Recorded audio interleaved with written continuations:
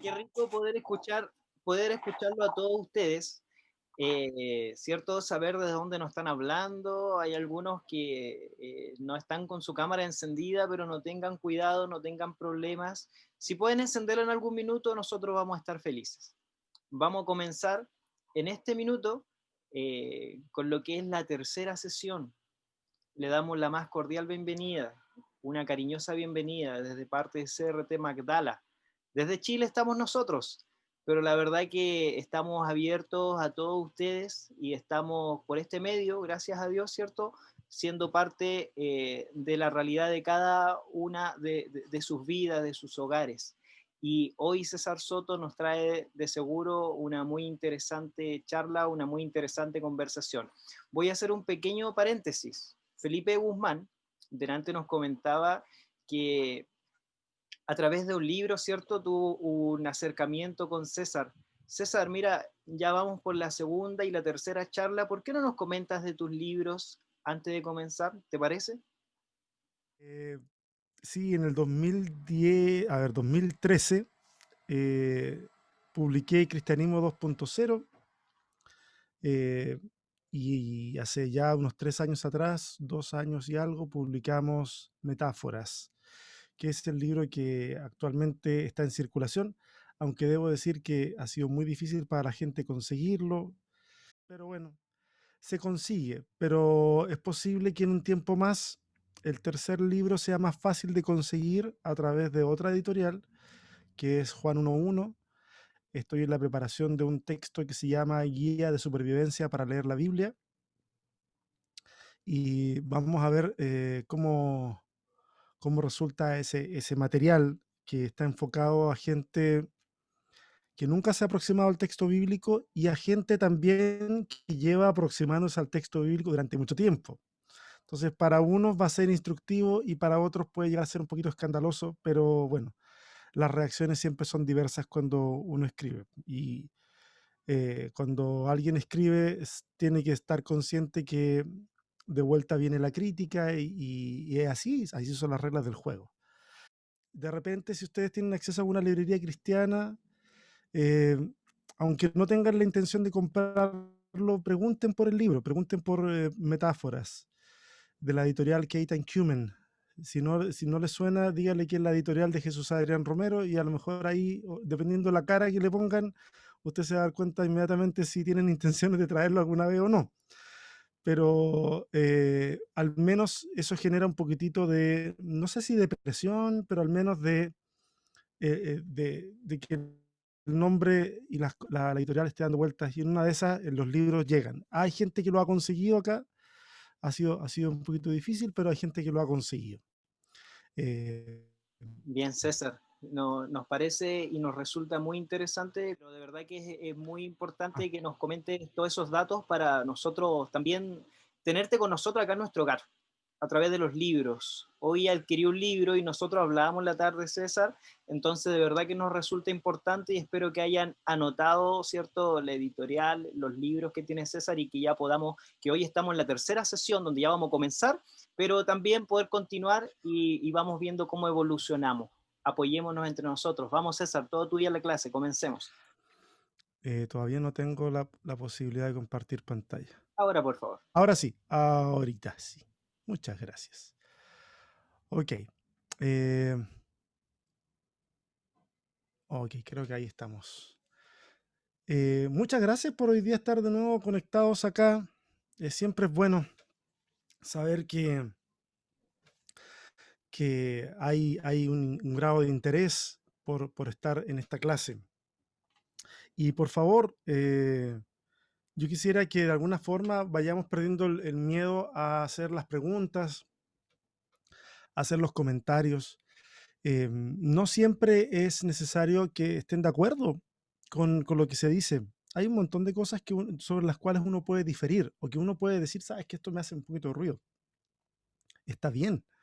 Eh, De hecho, creo de que ese es uno de los grandes defectos del grueso del mundo cristiano evangélico, de pretender que la única interacción que existe con lo que uno comparta sea el amén, el decir yo estoy de acuerdo, qué bueno, y si no se da de esa forma, entonces el ataque viene fuerte.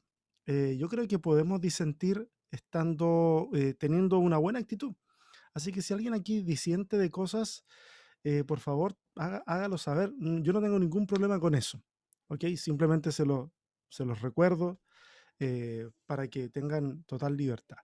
Breve resumen, ¿ah? Porque no voy a ponerme a repasar contenido ni nada. Voy a ir directamente a los contenidos de hoy. Pero ya hemos hablado acerca del cautiverio babilónico. Entre paréntesis, lo que hemos visto, y es más, lo que vamos a ver hoy, no es en estricto rigor, no es periodo intertestamentario, ¿ah? Porque la verdad que todavía hay texto que se tiene que generar, todavía hay algunos profetas que van a tener que hablar, pero me parece fundamental tomar desde atrás para entender cómo es que la historia fluye, ¿ok? Es como cuando uno lee un texto bíblico, uno no haría mal uno si para analizar cierto texto uno se enfoca solo en el texto. Uno debiera leer desde mucho antes para ver cuál es el flujo que trae el libro, cuál es el contexto en el cual están esas declaraciones. Lo mismo pasa con la historia. eh, y es por eso que hemos pasado gran parte de este tiempo viendo estos elementos que no son en estricto rigor periodo intertestamentario. La próxima semana la sesión va a estar bien intensa y va a ser solamente de periodo intertestamentario, y creo que va a estar interesante. Entonces hemos visto cautiverio babilónico, vimos influencias de la religión babilónica en la formación de los judaísmos que luego vamos a ver. Eh, Apareció por ahí el concepto de contrahistoria o de counter history, y sobre eso ahondamos en algunas preguntas la semana pasada. Vimos un poco de la influencia del zoroastrismo persa en la creación de ciertos credos dentro de los judaísmos. Vimos también la importancia de los targumim, aunque los targumim debieran haber estado en la próxima clase, pero como salió la pregunta, vimos eso y bueno, y dimos lugar a algunas preguntas y respuestas. La semana pasada, no me acuerdo quién fue que preguntó cuál era la diferencia entre infierno y lago de fuego. Yo no sé si la persona... Ah, ahí está, ahí está. La persona que hizo la pregunta. Ok, entonces no me llegaron más preguntas, así que voy a pasar a responder esa pregunta. Y es una respuesta, no es la respuesta. Lo que voy a intentar hacer es proveer algunos argumentos que se puedan utilizar para seguir con la conversación. No es la respuesta. Yo no tengo las respuestas, tengo algunas respuestas. Así que veamos si lo que puedo ofrecer basta, por lo menos para incentivar que sigamos hablando de esto en otros espacios. Entonces esta es la pregunta pendiente. ¿Qué diferencia hay entre infierno y el lago de fuego? Eh, y tengo algunas cositas aquí que anoté. El texto bíblico, esto lo vimos cuando traté de improvisar una respuesta la semana pasada. El texto nunca habla en realidad de infierno como tal. Los términos que se usan son Seol o Sheol en el Antiguo Testamento, que básicamente Sheol está definido como la morada de los muertos. En el Antiguo Testamento, las veces que se usa Sheol, tampoco está claro para los que usan el término qué pasa después. Este concepto de lo que pasa después de la vida terrena es una cuestión que se va a desarrollar en el tiempo intertestamentario, básicamente influencia medo-persa, va a estar ahí este asunto de cielo e infierno, ya hablamos un poquito acerca de eso en sesiones anteriores, pero el término Sheol es simplemente como el lugar donde habitan los muertos. En el Nuevo Testamento tenemos la palabra Gehenna. Cada vez que Jesús habla de infierno o que le traducen como infierno, el término que se usa es Gehenna. Gehenna es el valle de Ginón.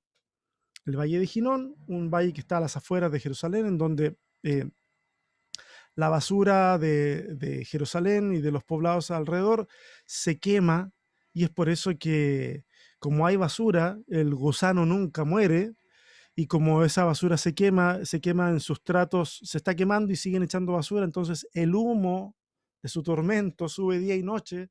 Esas imágenes están en la cabeza de los judíos en el tiempo de Jesús cuando usa la palabra Gehenna. Y ese lugar fue dedicado a eso, porque en ese lugar los israelitas en algún momento de su historia sacrificaron niños a Moloc. Por lo tanto, ese lugar fue desechado como para poder usarlo para otra cosa bueno, lo usaron como basurero. De ahí todas las imágenes que aparecen en el Nuevo Testamento tienen mucha relación con eso. De hecho, la fotografía que está ahí es el actual Valle de Ginón. Así que si usted en algún momento va a Israel, usted puede ir al infierno. Se puede sacar fotos en el infierno, ¿ah? Puede sacar una hojita de los árboles que están ahí en el infierno, se la lleva para su casa y usted dice, mira, traen un pedazo del infierno, por lo menos del Valle de Ginón. Entonces ahí usted se lleva un frasquito, le echa tierra y lo pone en una estantería en su casa y dice, bueno, hay infierno. Va a por lo menos generar alguna conversación. En el Nuevo Testamento también se usa la palabra Hades, y la palabra Hades proviene de la mitología griega y es lo que más se acerca al término Sheol. Es lo que más se acerca en comparación, ¿ok? Pero pertenece a la mitología griega. Y es más, en Primera de Pedro, el capítulo 2, el verso 4, se va a hablar del tártaro, que es un término también griego y mitológico. En Primera de Pedro, capítulo 2, verso 4, usted puede revisarlo. Es un término mitológico que describe el lugar en el que los titanes se encontraban apresados por Zeus y los otros dioses del Olimpo. ¿Ok? Ahí están apresados los titanes. Y es precisamente al tratarse de seres sobrenaturales en la mitología griega, Primera de Pedro 2.4 dice que en ese lugar están apresados ángeles. ¿Ok? Pero ahí hay influencia de mitología griega. Y la palabra infierno, que, insisto, no aparece como tal en la Biblia, es una palabra que proviene del latín, inferus, que quiere decir lo que está abajo, lo inferior, lo que está más abajo. Recuerden que la cosmovisión de la época es un universo en 3 niveles, donde está la tierra, están los cielos. Esa es la descripción que tenemos en la Biblia, de que hay cielos. Y luego está más abajo el lugar donde habitan los muertos. Se da de forma muy natural, en todo caso, basta la observación porque los muertos se entierran, ¿cierto? Entonces se va para abajo la cosa. Entonces, por una cuestión de orientación espacial, se tiene esa idea. Y ahí tenemos un dibujito de la Edad Media, en donde se muestra más o menos cómo es el tema del infierno. Eh, una representación gráfica que se parece muchísimo a la idea que tiene San Agustín. San Agustín tiene un libro que se llama Ciudad de Dios. Y en uno de los capítulos de Ciudad de Dios, él va a relatar cómo es el infierno. Y la verdad que hay que entender una cosa, mucho de lo que la gente cree en el popular sobre el infierno viene de esa descripción de Ciudad de Dios que hace San Agustín. Y no tenemos que olvidar también que San Agustín influencia mucho la teología de Calvino y Calvino influenciará mucho la teología de la Reforma y Posreforma.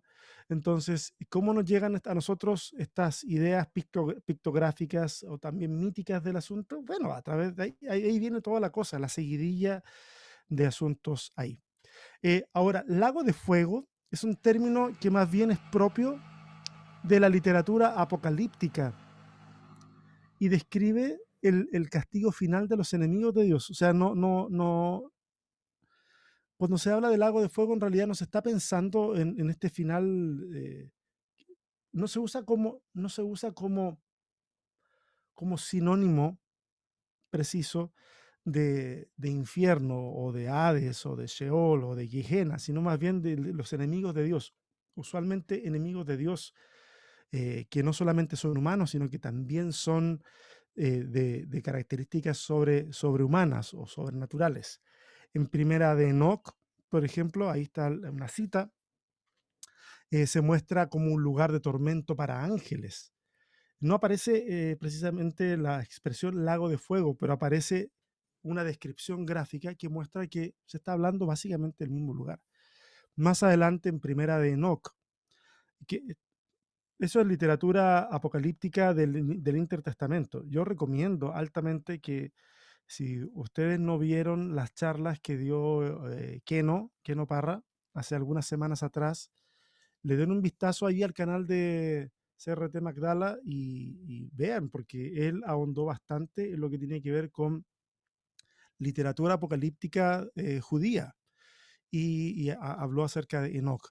Y en primera de Enoch 54, los primeros dos versículos, hay una visión y se muestra un valle de fuego en donde van los reyes de la tierra.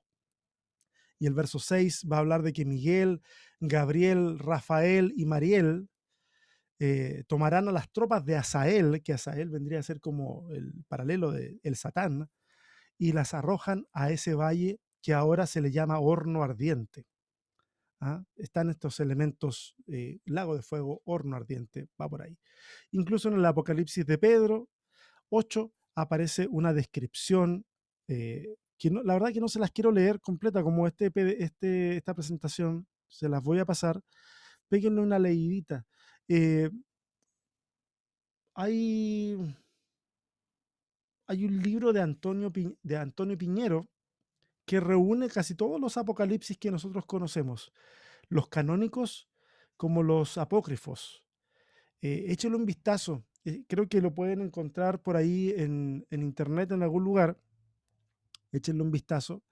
Y ahí ustedes se van a dar cuenta de que todo lo que tiene que ver con Lago de Fuego pertenece a ese tipo de imaginería, a una imaginería que tiene que ver con un fin o la escatología en donde hay catástrofe y en donde está este asunto como de borrón y cuenta nueva, eh, que, que ese es el sentido de los apocalipsis o de las escatologías, no solamente las judías, sino también otras, en las cuales está esta idea del fin del mundo para un recomenzar. Espero haber entregado algunos elementos que por lo menos nos ayuden a ir masticando estas diferencias e ir avanzando en nuestra reflexión.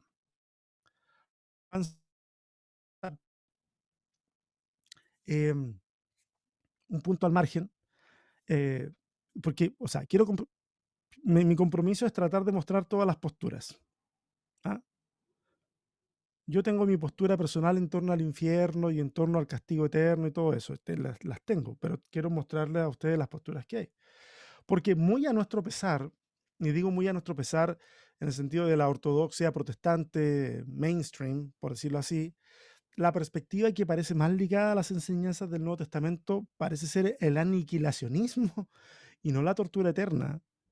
Porque, por ejemplo, si tomamos eh, Mateo 10:28, que es uno de los versículos que apunta a eso, y su paralelo, que está en Lucas, y el de Lucas está más suavizado, pero Mateo 10 dice, y no temáis a los que matan el cuerpo, mas el alma no pueden matar. Temed más bien a aquel que puede, ahí está la palabra clave, destruir el alma y el cuerpo en el infierno. Ahí dice, ahí es Gehenna, y usa la palabra destrucción.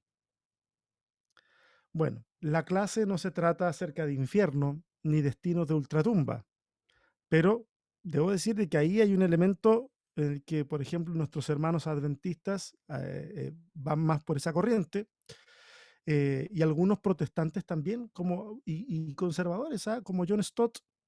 Yo sé que John Stott es muy conocido y muy respetado en el mundo protestante, y él era aniquilacionista.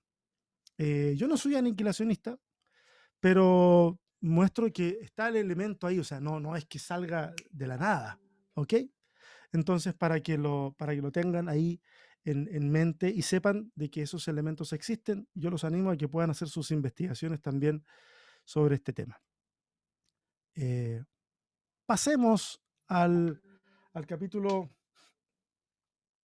al capítulo de hoy que se llama Ciro es mi pastor. Y este no es una sátira del Salmo 23, de Jehová es mi pastor y nada me faltará. No, no, no. Ciro es mi pastor es una frase que aparece en el texto, al menos en la nueva versión internacional, en Isaías 44:28. Dice, yo afirmo que, ese es Yahvé hablando, yo afirmo que Ciro es mi pastor y dará cumplimiento a mis deseos, dispondrá que Jerusalén sea reconstruida y que se repongan los cimientos del templo. Es interesante, el cautiverio babilónico termina eh, o- con la derrota del imperio neobabilónico en realidad, por parte de Ciro II, eh, que conquista casi sin ninguna oposición. La verdad que le fue bastante fácil tomar Babilonia a Ciro en el 539 antes de la era común o antes de Cristo, como usted quiera decirlo. Yo, honestamente, no tiene nada que ver con la clase lo que voy a decir, pero yo prefiero decir antes de la era común.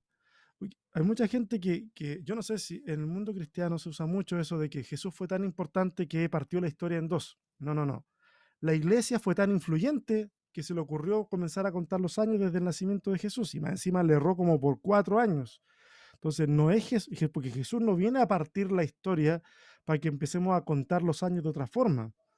Jesús viene a manifestar el reino de Dios para que nuestra historia cambie, pero la historia de nosotros, no para que la gente empiece a contar los años de esta manera. Entonces yo prefiero la denominación antes de la era común, es un poquito más transversal y académica ahora.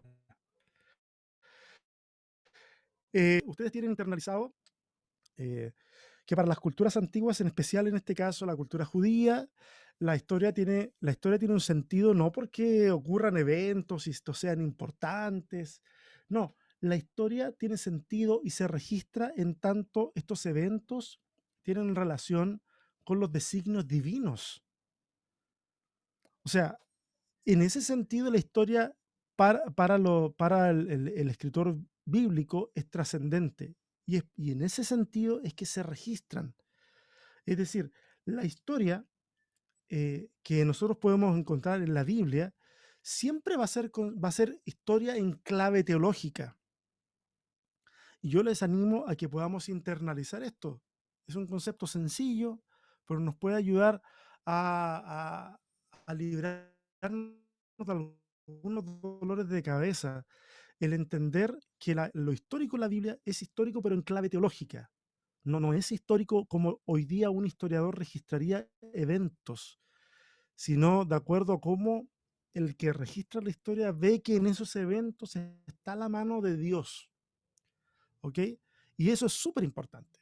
Entonces, cuando nosotros vamos a la Biblia, lo que nosotros encontramos es un cuadro que tiene eh, más historiosofía que historiografía. Y la historiosofía es filosofía de la historia, ¿ok? No es lo mismo que historiografía. En la historiosofía hay una interpretación que en este caso es teológica. Y de esa manera se ven los eventos. Y ojo, es una cuestión que nosotros también hacemos. Nosotros también hacemos.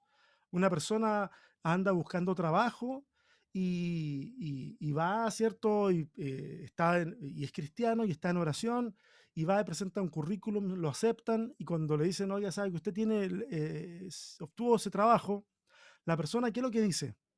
La persona dice, el Señor me abrió una puerta y el Señor me dio un trabajo y estamos todos contentos y todos celebramos porque Dios hizo algo.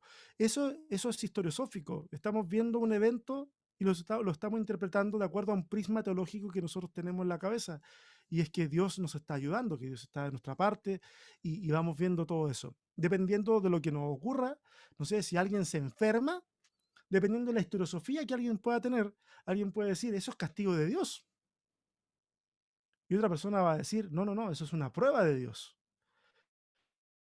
Y alguien va a decir, no, tú fuiste el pavo con leche que te comiste una empanada de 4 días a las 12 de la noche, obvio que estás enfermo del estómago por estupidez, no por otra cosa. Va a depender mucho de cómo es que vemos las cosas, ¿ok?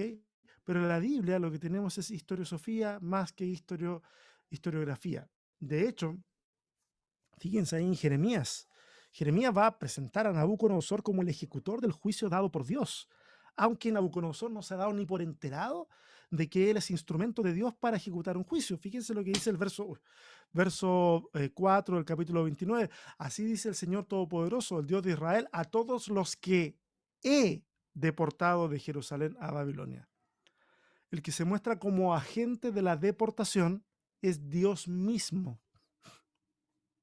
Porque en la versión de Jeremías, en esa visión de él, todo esto es obra de Dios. Y él está manejando los hilos de la historia para que así sea. El verso 20 del mismo capítulo dice, pero ahora todos ustedes, los exiliados que hice deportar de Jerusalén a Babilonia, obedezcan mi palabra. ¿Se dan cuenta? Ahí hay un elemento, está diciendo Nabucodonosor, está funcionando dirigido por mí. Es súper interesante. En ese mismo capítulo, el 29, hay un versículo que siempre aparece en los pancitos de vida. No sé si saben todo lo que son los pancitos de vida, que son estos cuadraditos de madera que vienen con varios versículos adentro en unos cartoncitos y está bonito, me gustan. Yo hubo pancito de vida en mi casa toda la vida, pero debo reconocer que para muchos cristianos es como el reemplazo del horóscopo. Entonces sacan un pancito para ver cómo les va a ir o qué es lo que Dios tiene para decirles. Y un versículo que siempre aparece ahí es, porque yo sé los planes que tengo para con ustedes, son pensamientos, dice pensamientos de bien y no de mal, para que tengan un futuro y una esperanza. Y está en el capítulo 29 de Jeremías precisamente, en donde todo el mundo está escuchando a otros profetas que dicen de que el cautiverio va a terminar así. Y llega Jeremías y dice, no, no, no, no, aquí se van a quedar, o sea, por favor, construyan casas y vivan en ellas, dice, planten y cómanse lo que plantaron y vuelvan a sembrar y tengan hijos y que sus hijos tengan hijos, porque de aquí no se van a ir antes de 70 años, eso es lo que les dice el profeta. Entonces, es curioso, esos son los planes de bien que Dios tiene para con ellos, donde unos ven desgracia, el profeta está viendo que está operando un plan de Dios. Es interesante.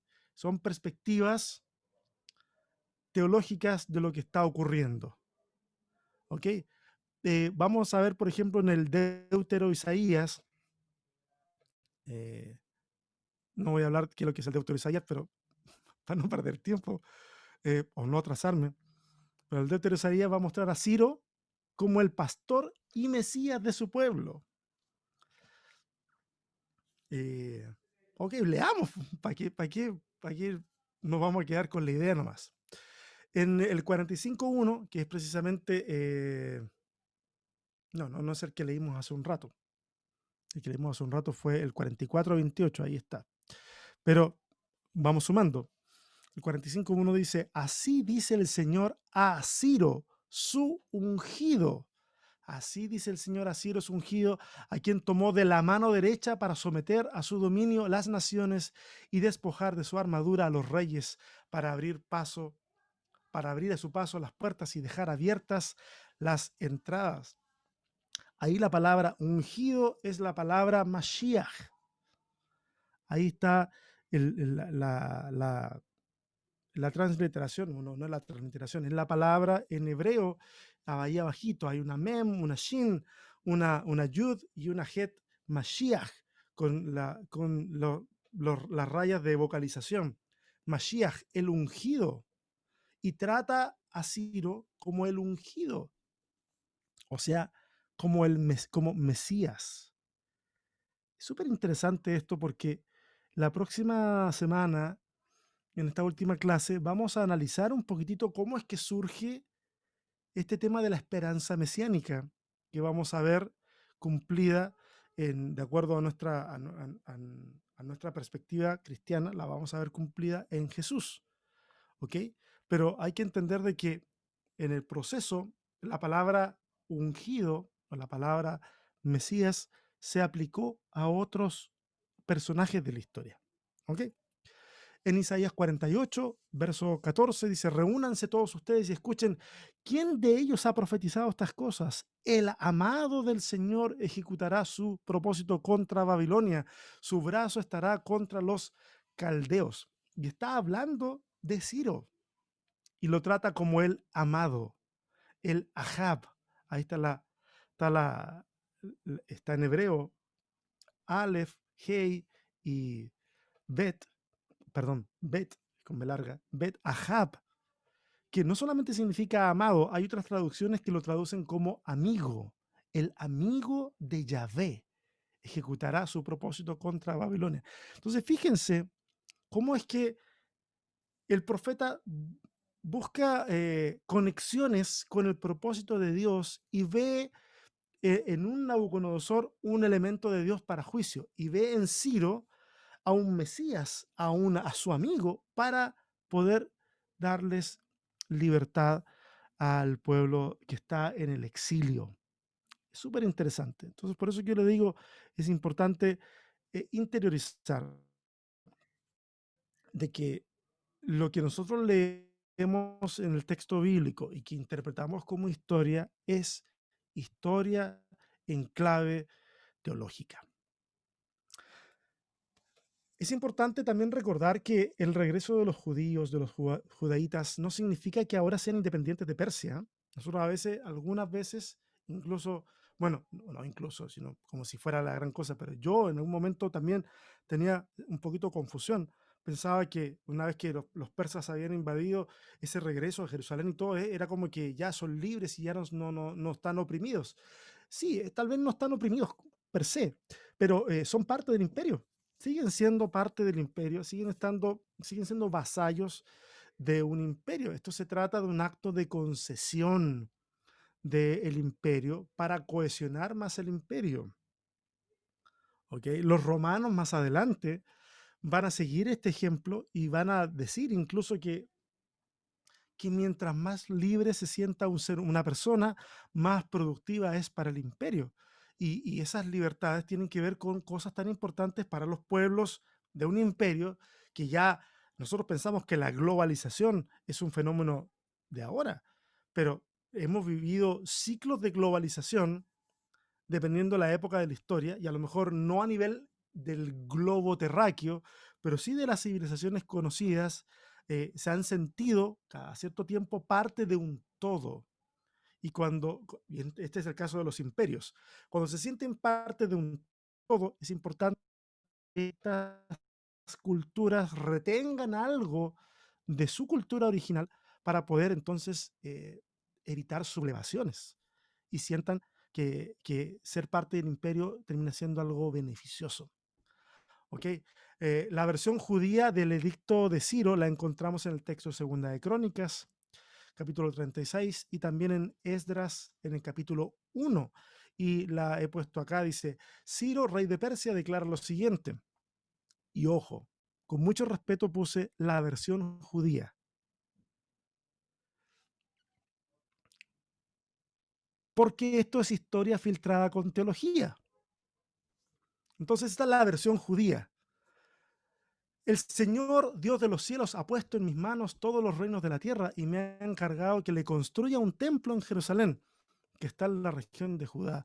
Así que a cualquiera de ustedes que pertenezca al pueblo del Señor, que Dios lo ayude y vaya a Jerusalén, que está en Judá, a construir el templo del Señor, el Dios de Israel, que es el Dios que habita en Jerusalén. Esa es la versión judía. La versión no tan judía y más abierta está ahí, en lo que ustedes están viendo, el cilindro de Ciro que se encontró. Y este cilindro, ya ustedes saben cómo es que esto se lee. Ya le mostré la otra vez, hace como 2 clases atrás, un cilindro chiquito que uno lo hace rodar sobre arcilla y queda ahí grabado. Esto es similar. Muestra a Ciro como el benefactor de los ciudadanos de Babilonia, que mejoró sus vidas, repatrió a los exiliados y restauró templos y lugares de culto por toda Mesopotamia y otras áreas de la región. Y el cilindro también habla de cómo Ciro reparó la muralla de la ciudad de Babilonia y se encontró una inscripción similar puesta allí por un rey anterior. Entonces, el cilindro nos está informando que este acto de repatriación y de reconstrucción de la identidad cultural de esos pueblos, porque eso es la religión en ese tiempo, es un acto de reconstrucción de identidad cultural, no fue solamente con los judíos, fue con un montón de otros pueblos que pertenecían al imperio neobabilónico o neocaldeo y estaban ahí, y entonces ahora se van de regreso a sus tierras. Por lo menos está la libertad para que regresen y reconstruyan. No hay trabas para que eso ocurra. ¿Ok? Entonces ahí ustedes tienen el cilindro de Ciro por las dos caras que se pueden observar, ¿cierto? La frontal y la posterior. Cuando vamos al regreso, nos vamos a dar cuenta que la acción está dominada o aparece registrada en estos dos libros de Esdras y Nehemías. En crítica literaria se habla de la obra cronista. ¿Ok? Por si de repente se topan con el término en algún texto académico, se van a encontrar con que se habla de la obra cronista para describir a una serie de textos que no tienen autor definido, pero que pertenecen a una comunidad que realiza una redacción final. En este grupo de textos de la obra cronista está Primera y Segunda de Crónicas, que en el texto, que en la Biblia hebrea solamente es Crónicas, ¿ok? La división se la debemos a la Septuaginta. Tenemos a Esdras y Nehemías.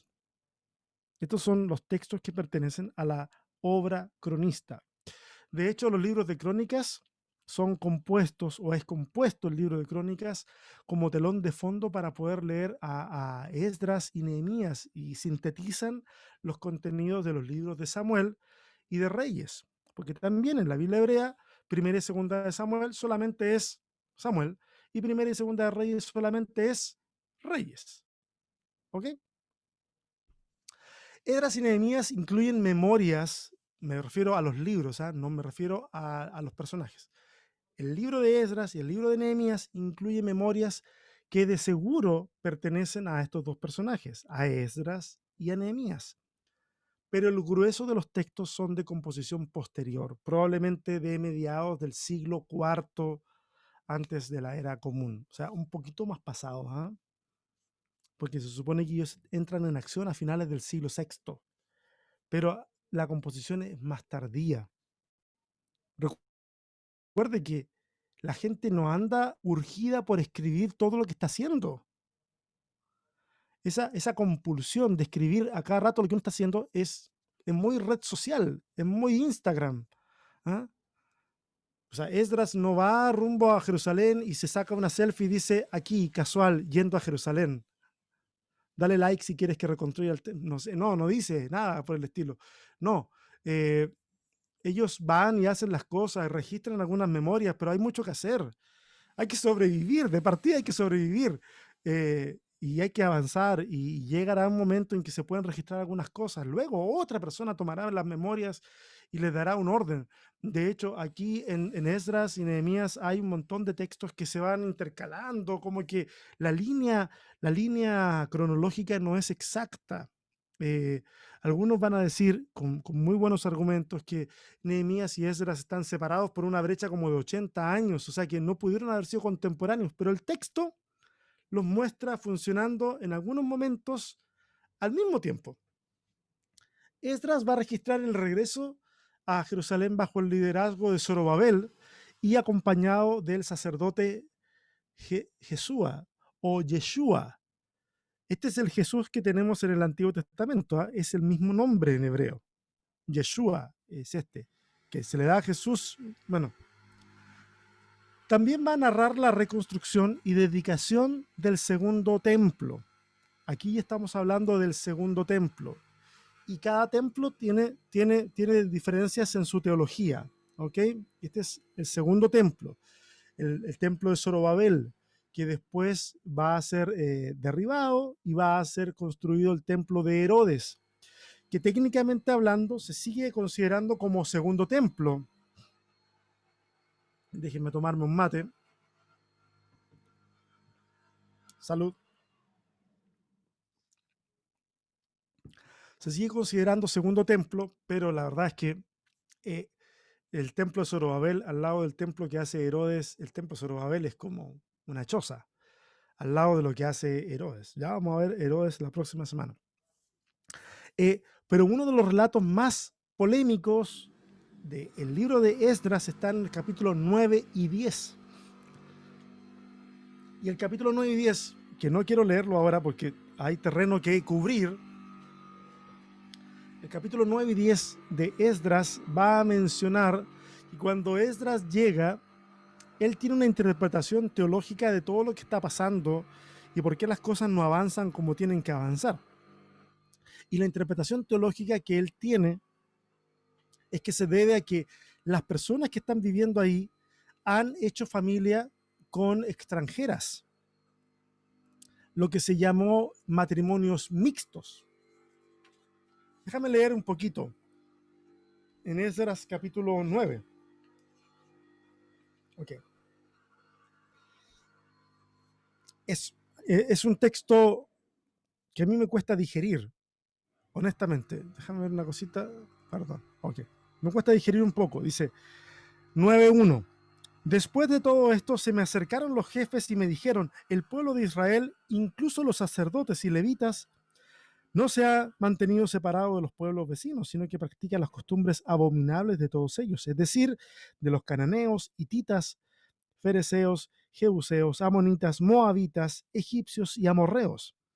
De entre las mujeres de estos pueblos han tomado esposas para sí mismos y para sus hijos, mezclando así la raza santa con la de los pueblos vecinos. Como que Esdras se le pasó el acelerador. ¿Ah? Como que el celo de Jehová fue por otro lado, nada que ver. Honestamente, yo creo que yo entiendo y trato de ponerme en el momento, en la ocasión, pero la verdad que totalmente fuera de proporciones lo que manda a hacer, porque lo que manda a hacer es que estas mujeres y los hijos que se tuvieron con estas mujeres sean despedidos. Sean despedidos. Que se vayan. Esto es de una crueldad súper grande. De repente la gente se asusta cuando uno lee un texto bíblico y uno lo critica. Es que lo que pasa de que uno no tiene que volverse menos humano cuando uno lee el texto bíblico. Uno tiene que ser humano. Y cuando uno lee una cosa por el estilo, uno dice, esto es una debacle social. Esto lo único que puede alimentar es animadversión contra quienes provocan esa división familiar. Ese quitar el sustento a estas personas. Algunos dicen, no, pero todo estaba bien, o sea, todos están muy de acuerdo con esto. Y saben que no es así. El capítulo 10, en el verso 15, porque aquí aparece que ya van a empezar a hacer eso, van a despedir a las mujeres y a sus hijos, pero en el capítulo 10, verso 15, dice que solo, aquí me nombra que hubo oposición, solo se opusieron Jonatán, hijo de Asael, y Jaasías, hijo de Tikvá, apoyados por los levitas Mesulán y Sabetai.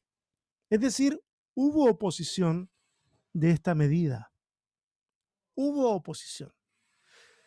Y parte de esa oposición quedó registrada en un libro de la Biblia. Y esta oposición generó e impulsó que se escribiera un libro de la Biblia. Y este libro es Ruth. Por eso que aquí puse a Ruth en el campo de voz. Ahí. Si bien el libro está ambientado en otra época muy anterior, y hay que entender de que el libro tiene una composición novelesca. Todo el libro tiene una composición novelesca. No está, una vez más, no está ahí para registrar historia de forma factual como nos gusta a nosotros. Está ahí para registrar historia de acuerdo a un prisma teológico, a una visión de las cosas. ¿Y qué muestra esta historia? Muestra que una familia tiene que salir de un lugar, tiene que salir de Belén, la casa de pan, porque no hay pan. Hay detalles, hay detalles. Y sale una mujer con su esposo y sale con sus hijos, que los hijos se llaman debilucho y enfermizo. Esos son los nombres que tienen. O sea, se lo estoy diciendo en español, ¿cierto? Maleón y Quelión, debilucho y enfermizo. Cuando tú tienes una historia donde tú lo lees y tú que entiendes el idioma, te das cuenta de los nombres que tienen, tú dices, esto no puede terminar muy bien. Aquí va a pasar algo. ¿Y qué pasa? Se mueren.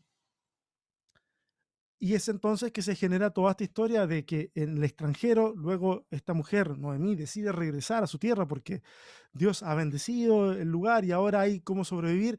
Y la única que lo sigue es Ruth. Y Ruth es la que va y se muestra cómo esta moabita, no voy a entrar más en detalle del libro de Ruth, que es bastante bonito y es polémico en muchos aspectos, pero se muestra la historia de una moabita que es capaz de entrar al pueblo del Señor, ser redimida, y no solamente ser redimida, sino meterse en la dinastía que dará a luz al rey más querido de toda la historia de Israel, que es el rey David.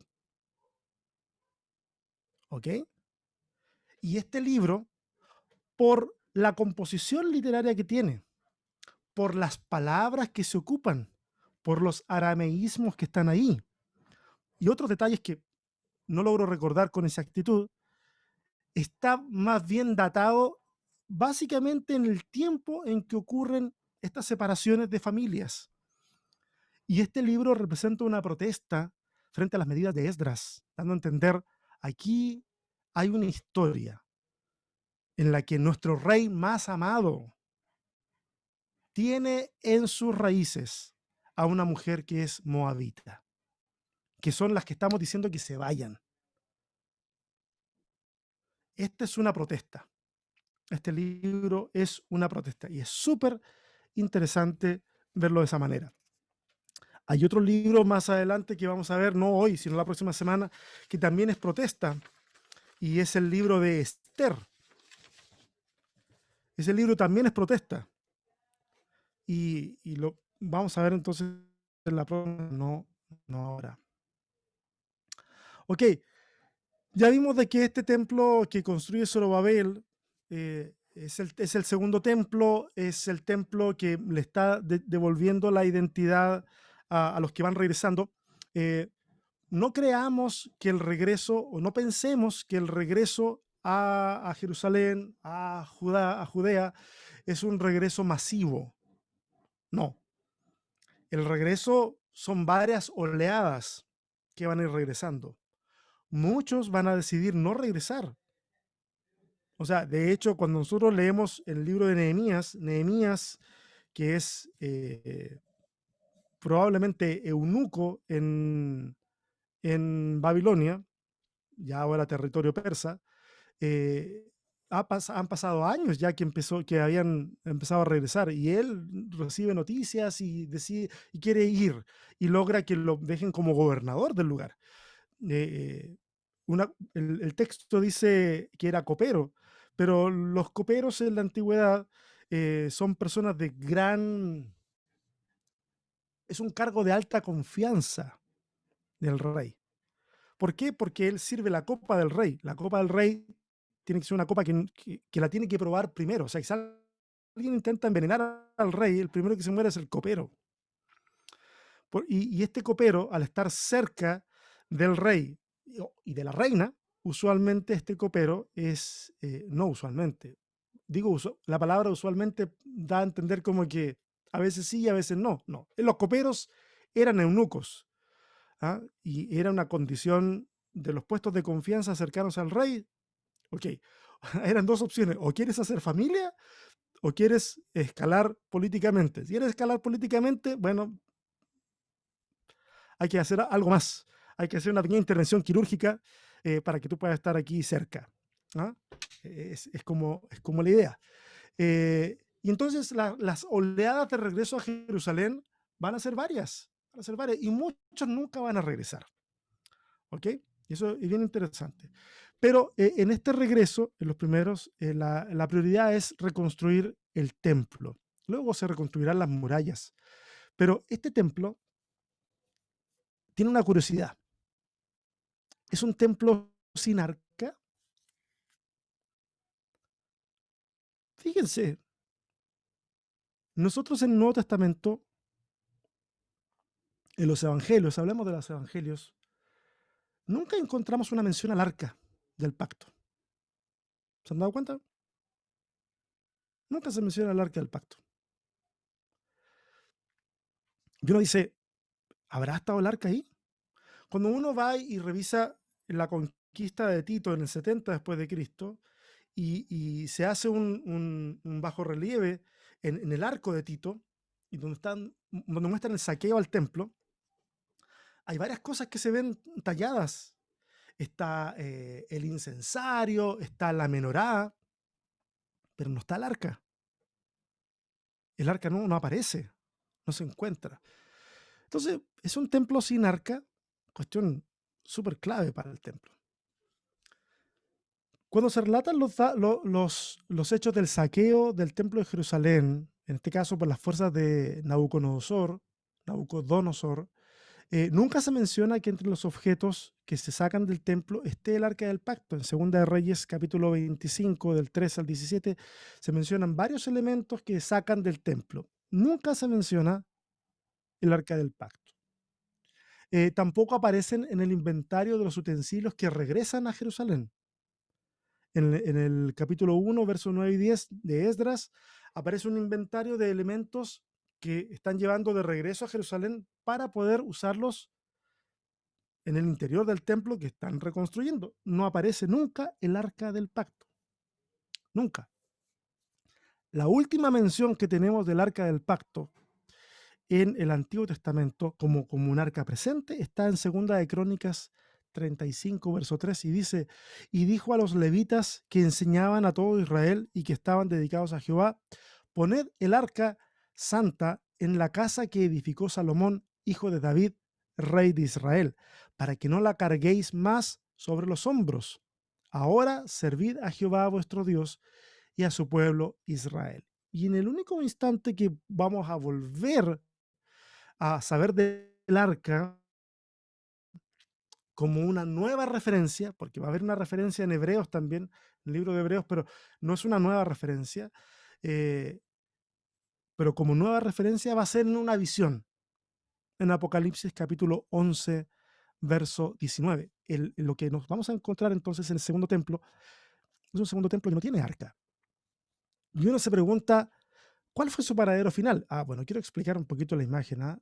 La imagen anterior es el arca como con los querubines, como usualmente los hemos imaginado, antropomórficos, que básicamente son personas arrodilladas, que es más o menos como se ha representado con mucha frecuencia. Pero si nosotros hacemos un eco a lo que vimos en la primera sesión de los querubines, que eran seres mitológicos y que pertenecen a la cultura babilónica, eh, aquí alguien se atrevió a hacer, y la verdad que tuve que photoshopear esto porque estaba en bastante mala calidad y con un pedazo menos, eh, pero lo traté de reconstruir lo mejor posible. Sería el arca con querubines en el estilo que se habría imaginado una persona del mundo antiguo. ¿Ok? Y cumplen con la característica de que son alas que se tocan, que esa era así la característica. Entonces, ¿cuál fue el paradero final del arca? Uno se podría preguntar, ¿cuál fue el paradero final del arca? Y para esto yo tengo tres teorías que quisiera compartirlas con ustedes. Tres teorías. La primera de ellas es que fue rescatada antes o durante la invasión de Babilonia. Y no voy a leer los textos que están ahí, pero les pido que si quieren anotarlos y después ustedes los revisan. Eh, Esa es una de las teorías, de que antes de que ocurra el saqueo, el arca haya sido rescatada y su paradero nunca se sepa. La segunda teoría es que Jeremías la haya escondido en una caverna, el profeta Jeremías. Y esta es una teoría que está basada en Segunda de Macabeos, capítulo 2, versos del 1 al 8. Es más, tengo aquí para compartirles eh, el texto del 1 al 8, ¿ok? De Segunda de Macabeos, capítulo 2, versos del 1 al 8. Dice, la carta continuaba diciendo, en uno de los documentos que se encuentran entre los antiguos archivos, que no se sabe cuáles son, el profeta Jeremías les pedía a los judíos que fueron llevados presos a lo que hoy es Persia, que se hicieran cargo del fuego, tal como ya se ha dicho. Les entregó la ley de Moisés y les encargó que siempre pusieran en práctica los mandamientos de Dios. Los animó a no dejarse engañar por los ídolos de las otras naciones, por más que estuvieran hechos de oro y plata y cubiertos con muchos adornos preciosos. Además, les dio otros consejos y recomendaciones para animarlos a obedecer siempre la ley de Moisés. En ese documento también se narra, ese documento no sabemos cuál es, que el profeta Jeremías, obedeciendo una orden de Dios, tomó la carpa comunitaria y el cofre del pacto y se dirigió al cerro desde el cual Moisés vio la tierra prometida, o sea, el monte Nebo. En una cueva de ese cerro, Nehemías escondió la carpa comunitaria, el cofre del pacto y el altar donde se quemaba el incienso. Esa carpa comunitaria, al parecer, sería el tabernáculo, ¿ok? O algo parecido. Después tapó la entrada con piedras. Se dice que algunos de los que acompañaban a Jeremías regresaron para poner marcas en el camino hacia la cueva, pero ya no la pudieron encontrar. Se da cuenta, todo muy misterioso y místico. Cuando Jeremías se enteró de lo que hicieron, les llamó la atención y les dijo, nadie debe saber dónde está ese lugar hasta que Dios nos perdone y nos reúna otra vez. Entonces, Dios mostrará dónde están esos objetos. Cuando eso ocurra, Dios manifestará su gloria por medio de la nube, tal como lo hizo en los días de Moisés y en los días en que Salomón consagró el templo a Dios. Este es el texto que tenemos en Segunda de Macabeos, capítulo 2, versos del 1 al 8. Interesante, pero es un texto legendario. No se sabe, no se sabe qué pasó, qué sucedió, dónde quedó el arca. Y es interesante porque en la teología del segundo templo, nosotros vemos en todos los registros anteriores de que el elemento central del templo, del tabernáculo, era precisamente el arca. Y ahora ya no existe. ¿Y qué toma el lugar del arca? El lugar lo toma entonces la religión institucional, lo toma el ritual. Todo es ritual. Ese es el chiste del templo ahora. El templo tiene que ver con rituales, no tiene que ver con la presencia de Dios en el lugar, lo cual es, es complejo. Nosotros vamos a ver la próxima semana que van a haber perspectivas encontradas respecto del segundo templo. No solamente perspectivas encontradas de parte de los profetas, sino también perspectivas encontradas, me refiero a así como en colisión, de parte de comunidades como la de los esenios, en donde va a haber un muy mal concepto del segundo templo. Y vamos a ver que Jesús, siguiendo la misma herencia profética, también se va a mostrar bastante contrario a lo institucional del templo. Es más, Juan el Bautista, sin ir más lejos, ya comienza con esta visión heredada de los profetas, contraria al templo. Llama al bautismo, al arrepentimiento para el perdón de pecados.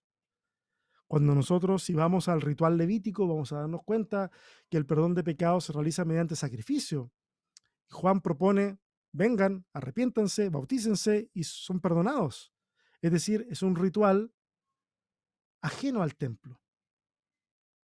Es súper interesante eso porque es la misma línea que va a seguir Jesús. Pero bueno, yo les dije que tengo tres teorías, y les he dado dos.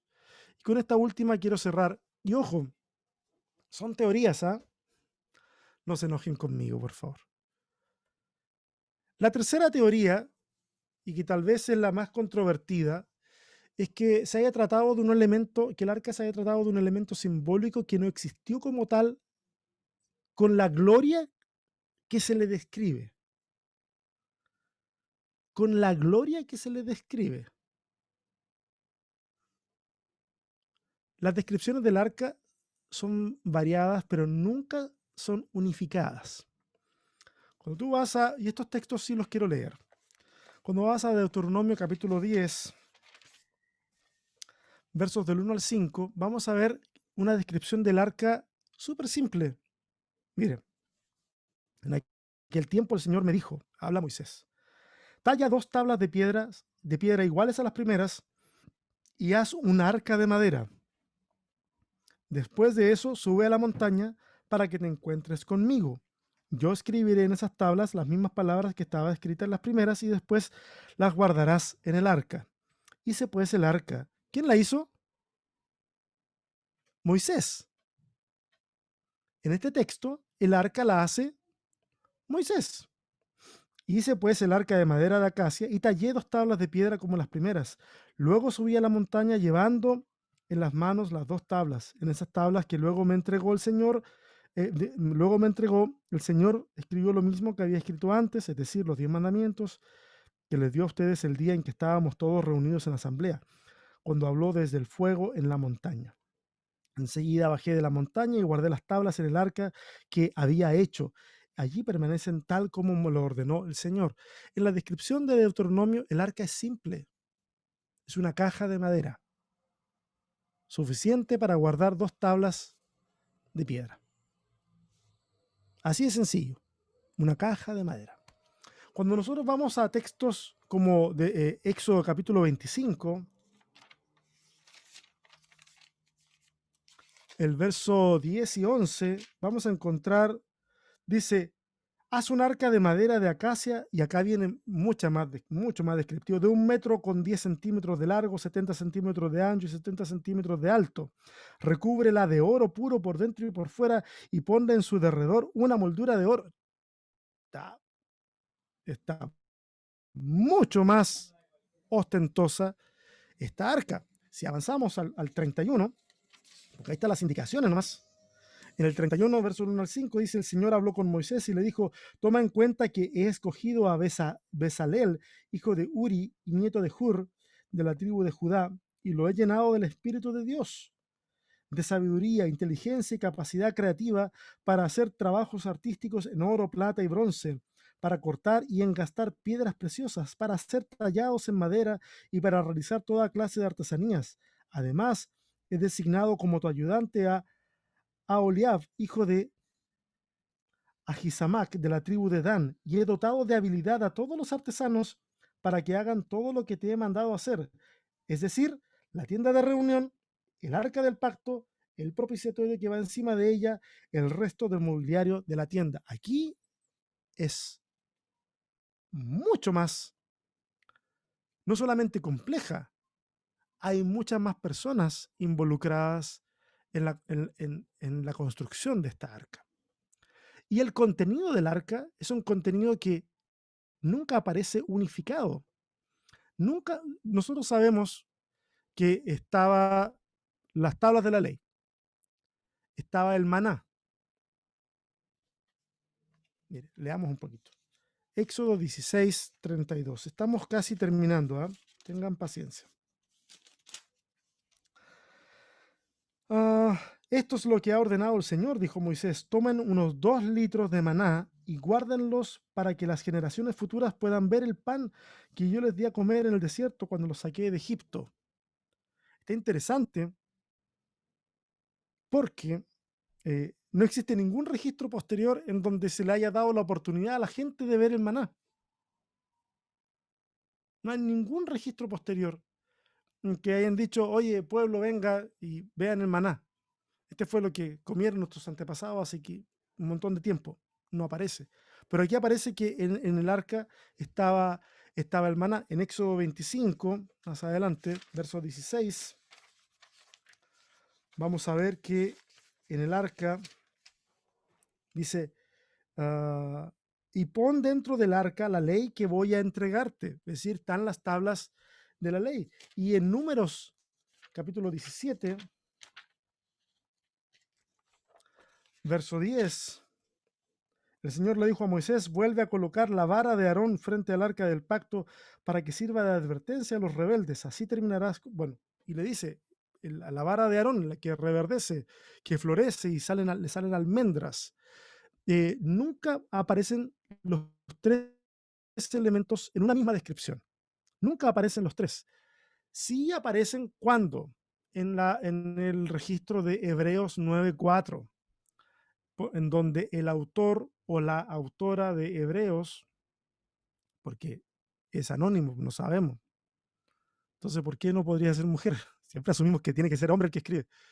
Pero autor o autora de Hebreos menciona los tres elementos ahí en Hebreos 9:4. Dice que están las tablas adentro del arca, estaban el maná y estaba la vara que reverdeció.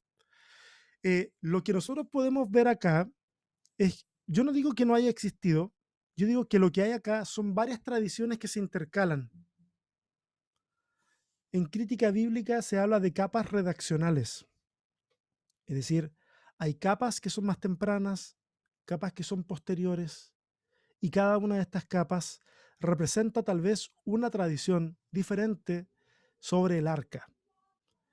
Pero lo que quiero hacer notar es que en el momento en que en el tiempo del segundo templo, este templo es un templo que no tiene ya no tiene arca. Y eso es algo interesante, por lo menos si consideramos toda la historia de la Torá, en donde el arca tiene una tan grande importancia, de repente en la historia, ¡pum!, desaparece y nunca más se vuelve a hablar de eso. Yo quisiera aprovechar ahora de...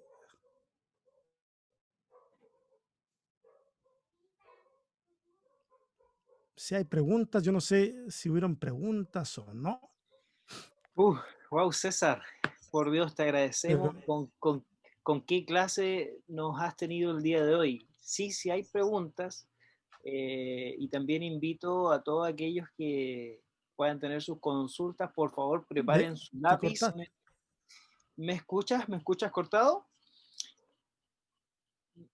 No, no, un Vamos momento a te darle cortaste, pero ya no. Ah, bien, ya, ok. Vamos a dar la oportunidad a Rubén Olamendi. Rubén, a ver, ¿dónde estás? Te voy a buscar para abrirte el micrófono, ¿cierto? Y por favor, siéntanse en la libertad de escribirle, perdón, no de escribirle, en este minuto de hablar. A ver, ¿dónde estás, Rubén? Acá estás, Rubén. Don Rubén. Ya, Rubén, por favor, vamos, abre tu micrófono y realiza la pregunta que me estabas comentando. O el comentario, ¿ah? Porque alguno puede tener algún comentario Sí, que también, comentarios también. Ya, Rubén, ¿desde dónde nos estás hablando? ¿Desde dónde te vemos? Porque ahora te vemos.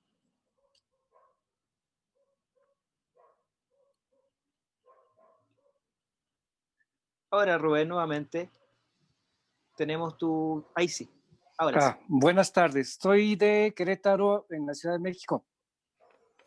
¡Qué bonito Querétaro! Sí. Bienvenido. Una pregunta. Creo que habíamos visto del arca, pero creo que en una ocasión escuché que probablemente hubieran sido construidas dos arcas, de acuerdo a los textos. ¿Qué nos puedes comentar? Sí, bueno, si nosotros tomamos las dos descripciones, gracias por la pregunta, Rubén.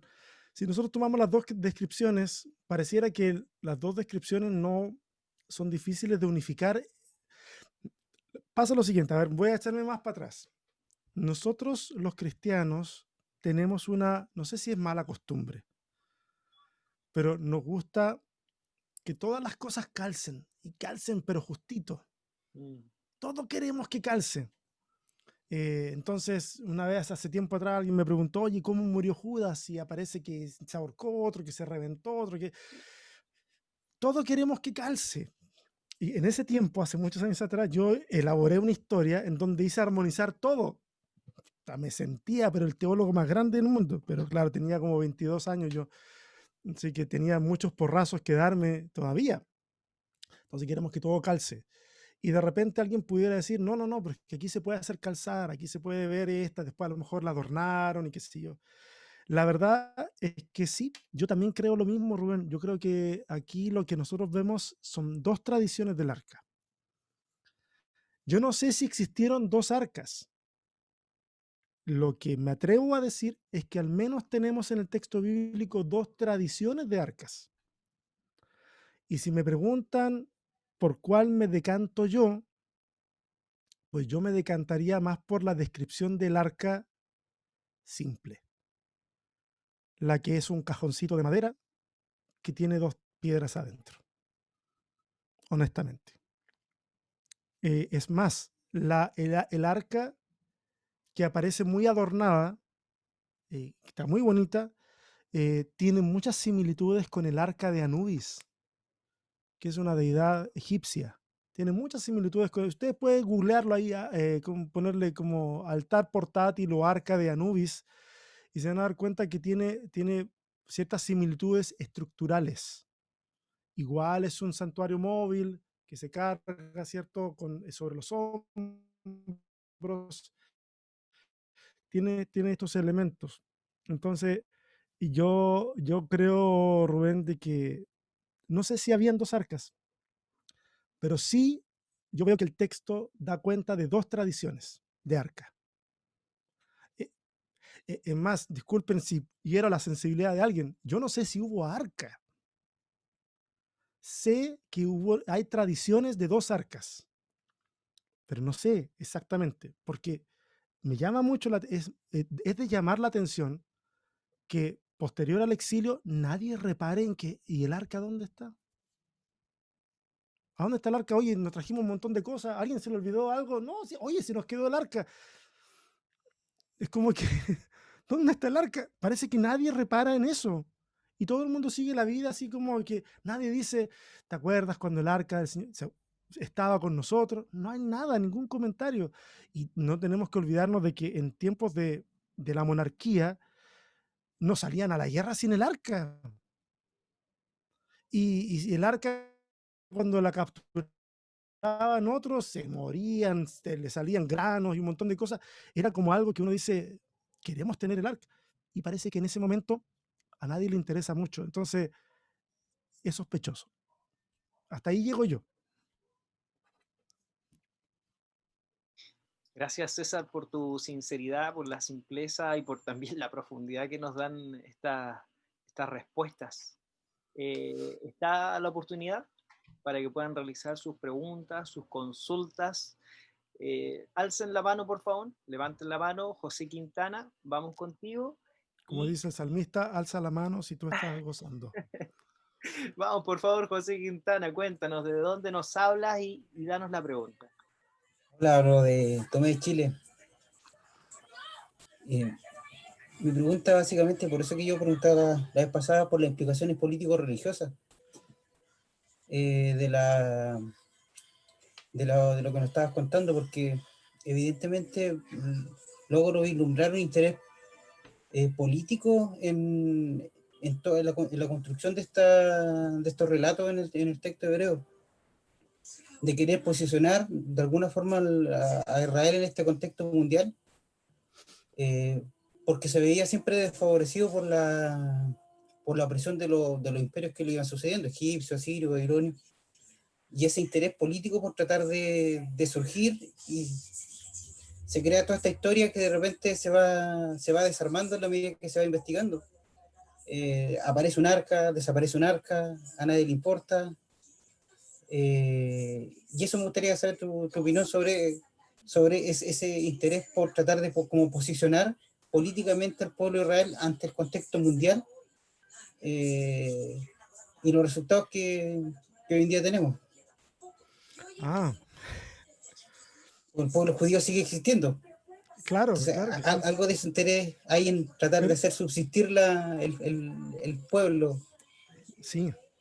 O sea, Gracias. hay una gran resiliencia en el mundo judío.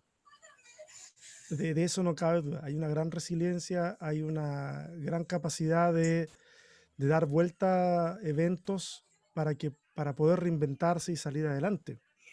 Eh, y yo creo que eso es de admirar. Pero claro, la historia que van heredando es una historia bastante imperialista, donde se supone que Israel tiene que estar a la cabeza de las naciones.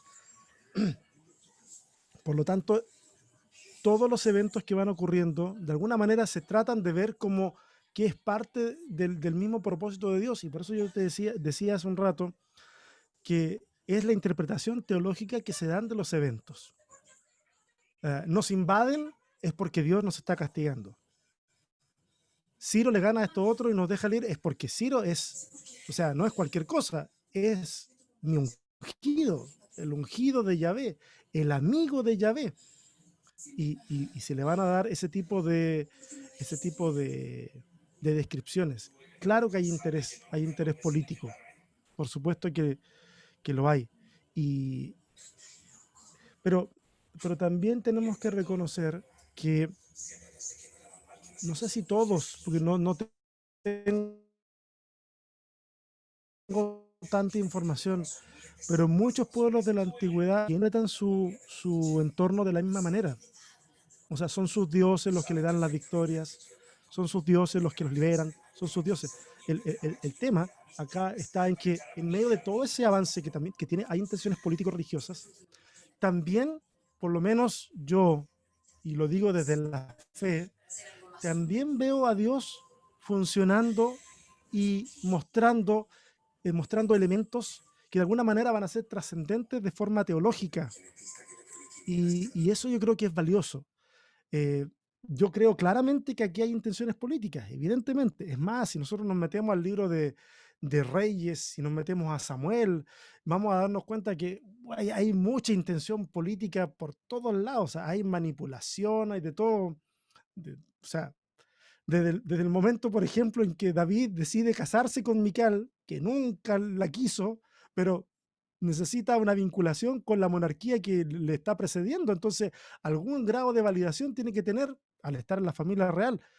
Todo uno dice "Pero es que todo es muy espiritual". No, quito la lectura de las cosas conforme va pasando el tiempo.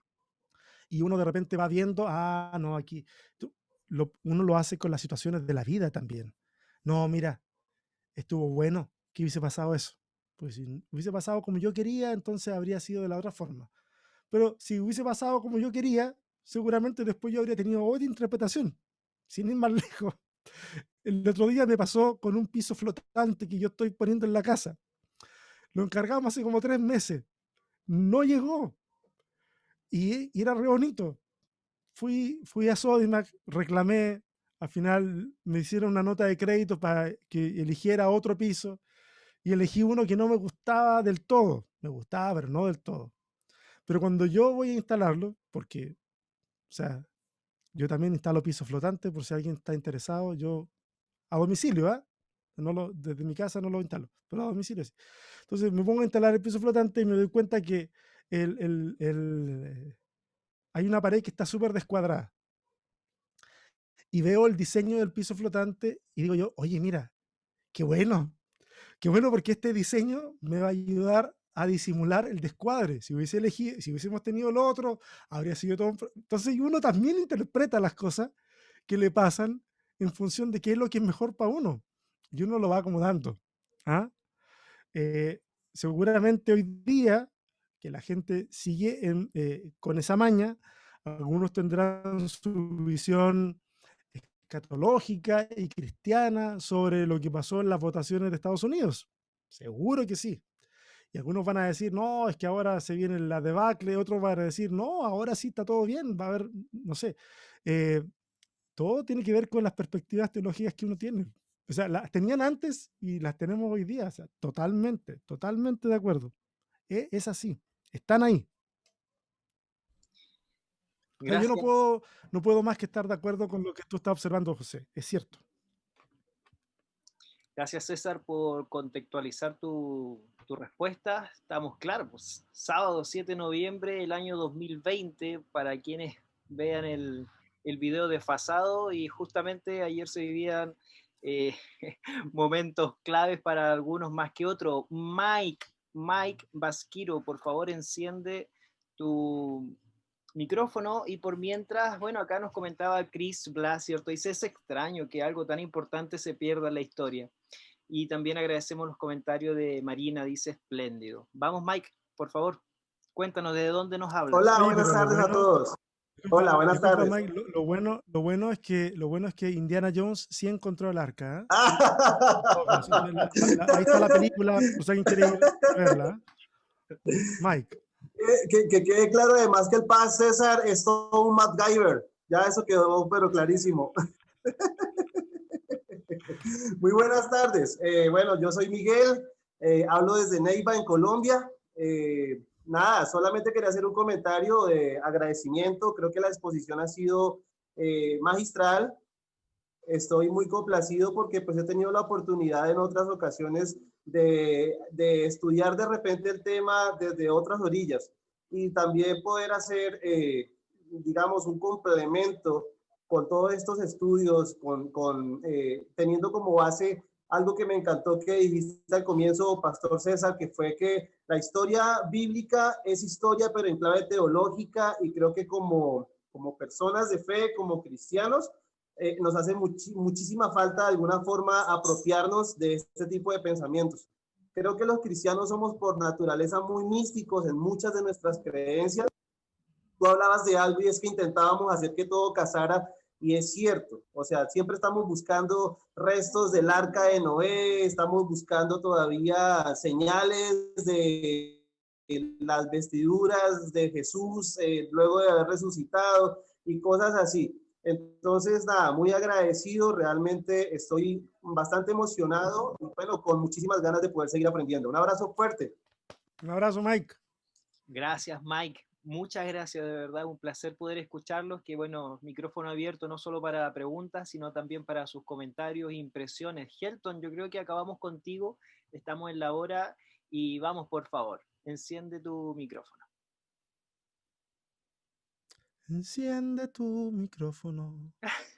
Déjalo sonar. ¿Cómo están? Dios les bendiga. Te escuchamos bajito, Helton. ¿Ahora sí? ¿Ahora sí? Ahora Ya. sí, está mejor. Sí. Bueno, era más bien una pregunta, bueno, y agradecerte también nuevamente por la magistral presentación. ¿Cuál podría ser tu consejo, César, para aquellos que están escuchando o que van a escuchar después, van a ver este video, al enterarse que probablemente lo que leen como historia en la Biblia realmente no es tan historia, sino que, como dices tú, es una historia en clave religiosa, en clave teológica, que probablemente incluso puede ser que ni siquiera haya ocurrido? Entonces, de pronto, eh, puede ser fuerte, sobre todo para una lectura más fundamentalista, más literal, puede incluso generar quiebres y quiebres profundos de fe. Entonces, ¿cuál podría ser tu consejo para todos aquellos televidentes que vean este video más tarde? Chuta, a ver. Lo que pasa es que va a depender mucho de las reacciones de la gente frente a algo así. No todo el mundo cuando escucha esto dice, oh, que he estado engañado o algo así. No todo el mundo hace eso. Es más, mucha gente lo que va a hacer es decir, este es un hijo del demonio. Hay que ir en contra. Y lo único que van a tener va a ser un mal comentario o que es un liberal. Bueno, me han dicho de todo. Al Keno también le han dicho de todo, al Ulises, puros amigos nos han dicho de todo, porque no siempre se genera la instancia del diálogo.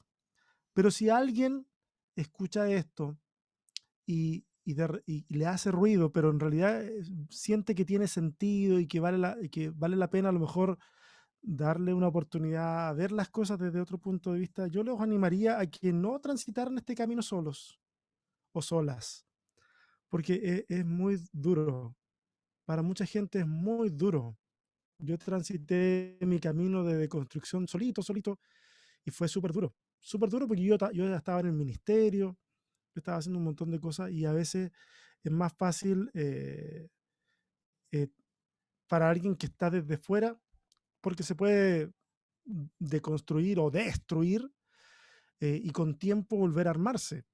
Pero cuando estás funcionando es más complicado. Entonces yo le aconsejaría que no lo hicieran solos y que a lo mejor trataran de ubicar a alguien de los que está aquí conectado para transitar este camino más acompañado, más acompañada, en diálogo. Y lo otro es que a veces para entender esto de la clave teológica basta mirar la historia de uno. Sí, un montón de veces escuché gente dando testimonio diciendo, y entonces el Señor me sanó. Y de repente uno va y conversa y uno dice, no, pues si el hermano lo operaron. Y entonces uno dice, y yo cuando era niño decía, pero ¿cómo el Señor, y en serio, cómo el Señor lo sanó? No, es que Dios toma las manos de los médicos y da la ciencia y da lo otro. Entonces uno le da toda una vuelta carnero al asunto para decir, Dios está detrás. Está bonito, pero tenemos que reconocer que esa es una interpretación teológica. Alguien pudiera decir simplemente, me operé y salió todo bien. Y si uno va a lo mejor a la estadística, se va a dar cuenta que de 10 operados, a la mitad le fue bien y a la otra mitad le fue mal. Y a los que les fue bien, a lo mejor si son 5, no sé, 3 son cristianos y 2 son no cristianos. Entonces uno dice, el porcentaje está por ahí cerca y a veces puede ser 3 y 2, o sea, puede darse. El asunto es que nosotros no podemos como eliminar de nuestra cabeza ese filtro. Existe. Y yo creo que está bien que exista. Por Dios que está bien que exista. Yo en la noche cuando oro con mis hijos, oramos juntos todas las noches y le damos gracias a Dios porque sentimos su presencia en la familia que nos rodea, por ejemplo. O yo los abrazo y hablamos y decimos que sentimos su presencia en ese abrazo que nos estamos dando. Y entonces vamos interpretando la realidad con ojos de fe, pero también con ojos aterrizados. Y nos vamos dando cuenta de que, de que Dios hace milagros simples en nosotros, que a veces no los queremos ver nomás. Pero en este tiempo, por ejemplo, gente que a veces ha estado súper mal y ha sido capaz de reinventarse y levantarse, eso para mí es un milagro. Para mí es un milagro que hayamos gente conectada de tantos lugares de América Latina y que podamos sentir de que este espacio nos es propio.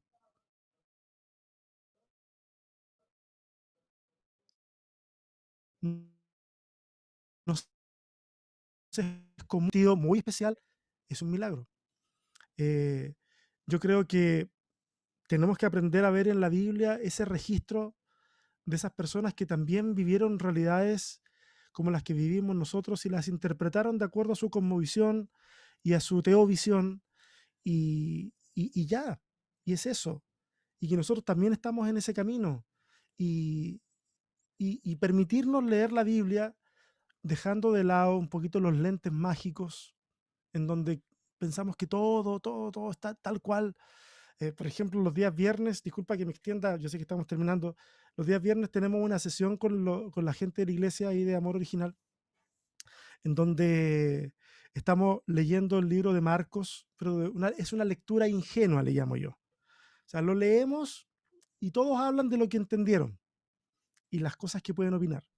Una lectura muy sencilla, muy simple, pero nos hemos dado cuenta de cosas extraordinarias. Entre esas, que Marcos, por ejemplo, se despacha de un plumazo una gira completa de Jesús por Galilea predicando y echando fuera demonios. En un versículo se despacha una gira completa.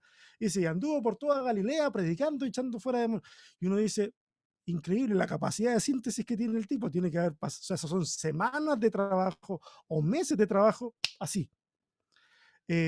Y eso pasa. A veces nosotros también, cuando contamos nuestros testimonios, yo no sé cuánto les ha pasado, pero a veces me ha pasado a mí que yo cuento un testimonio y digo, esta vez que conté el testimonio, está mejor que la última vez. Lo estoy mejorando. Y eso pasa porque las visiones van cambiando o de repente uno comienza a verlo de otra forma. Es eso. Lo que pasa, Helton, querido amigo, eso es para... ahí podemos dialogar cuando la gente se abre al diálogo, pero hay mucha gente que va a decir, no, esto es la ipsísima verba dei, nadie puede decir nada al respecto, es tal cual como pasó, así mismo. Y algunos van a decir, no, esto es inspiración verbal plenaria, o sea, Dios le dictó en la oreja al escritor para que hiciera su trabajo. Y frente a eso, ¿qué puedes decir tú? Solamente podemos invitar al diálogo a los que quieren conversar y esperar de que no transiten solo. Eso nomás. Bien, César. Wow. Gracias por sus comentarios, ¿cierto? Lo que dice Iris Acosta, Miguel Neira, Romy, son siempre bien recibidos. Y bueno, dijimos que íbamos a terminar con Helton, pero Chris ahí también levantó su mano. Chris, depende de ti, de la capacidad de síntesis que tengas para que te brindemos este minuto. Y también César, ¿bien? Así que vamos, por favor, Chris, enciende tu micrófono y nos vamos con esta pregunta, chicos. Bueno, no es pregunta, más bien va encaminado a lo que hizo, a la pregunta que hizo Helton, me parece. La verdad me parece muy bello lo que dijo César, el de el estudiar, el conocer, el ir aprendiendo, nos va haciendo personas más conocedoras, pero también nos parte el alma, el corazón, la mente, el saber que muchas de las cosas que nosotros teníamos como verdaderas no lo eran, o eran una mínima parte. Y el compartir ese duelo con diferentes personas, yo creo que sí es muy importante. El saber que la cosmovisión de aquellas personas no era tan diferente a la nuestra, que eran personas humanas, así como nosotros, que también tenían sentimientos, emociones, tristezas, amarguras. Yo he escuchado que Job fue una persona intachable, que fue inamovible, y versos más adelante veo cómo reniega. A veces se quiere tapar eso y se quiere exaltar otras cosas, pero fueron tan humanos como nosotros. Y hablando precisamente de eso, con pasajes como Jonás, como el mismo Job, que posiblemente fueron personajes ficticios, mata la fe de muchas personas. Pero también yo quisiera decirles que es algo muy bueno el que estemos estudiando, que conozcamos, que si tenemos miedo, pidámosle a Dios y al Espíritu Santo que ellos nos guíen, que nos ayuden, y que no estamos mal, que no es tan mal, que el querer estudiar y conocer no es malo, al contrario, nos va a beneficiar y va a reafirmar nuestra fe. Muchas gracias. Muchas gracias, Chris. Y agradecemos personas lindas de distintas latitudes, ¿cierto? En las cuales ustedes se encuentran. Agradecemos el tiempo que han brindado para estar con nosotros. Por supuesto, a nuestro expositor César. Y ya se nos viene la próxima semana la última sesión. Preparen sus preguntas. Fue un momento y un tiempo hermoso el que hemos vivido. Solamente despedirnos, abro el micrófono para ustedes para que se puedan despedir, a menos que César quiera dar unas últimas palabras. César, perdimos a César, parece. Lo perdimos. Ya, chicos, enciendo sus micrófonos. En este minuto nos despedimos todos. Ahí pueden encender su micrófono. Muchas gracias. Chao, chicos, que estén bien. Chao, chao. Saludos. Que estén muy bien, bendiciones. Gracias por la clase. Gracias. Muchas gracias. Gracias a CRT Magdala por abrir estos espacios tan bellos. Dios les bendiga. Un abrazo desde México. Bendiciones. Estoy aprendiendo a quererlos a todos Saludos, a la chao. distancia. Ojalá algún día nos podamos ver y poder seguir platicando. Hasta luego, bonita tarde y buen fin de semana. Chao. Chao a todos. Chao, Marito. Chao, César.